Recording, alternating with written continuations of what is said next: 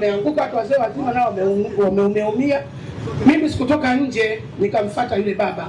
Akawa amevua shati ametupa pembeni, amevua viatu analia sana. Nikamuuliza nini, akasema nyeti zangu zimepotea. Nikasema hapo umesogeana na nani? Akasema hapa nimesogeana na huyu mtoto mdogo sana ambaye ni Mtanzania hapa.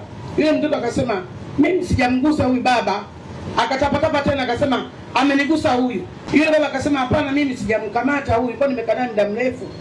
Mimi nikachukua jukumu kuambia wanaume waende naye chooni, waende kumkague. Na pale nje watu wanazidi kusongamana.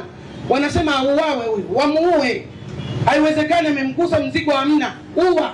Fika chooni, askari wakamchukua yule ambaye aliyelalamika kama nyeti hazipo, na yule ambaye alimuhisi kama yeye amemgusa bega na kuchukua nyeti zake.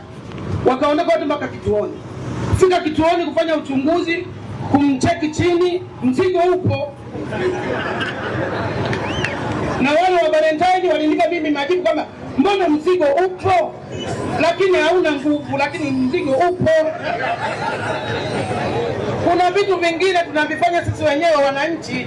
Kuna madawa mengi yanatoka Kongo, kuna cha mkongo, kuna vumbi. Vijana wanatumia vumbi kuongeza nguvu za kiume.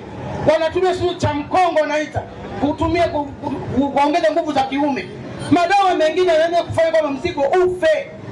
Nguvu za kiume zinapotea kabisa. Je, unatumia zile dawa, mzigo ukikosa nguvu, umeambiwa kuna dawa nyingine ambayo itaongeza nguvu? Kwa hiyo yule nani aliyelalamika, mzigo upo. Wameukuta jana kituoni. Mimi mwenyewe nikiwa shahidi. Tuache uongo.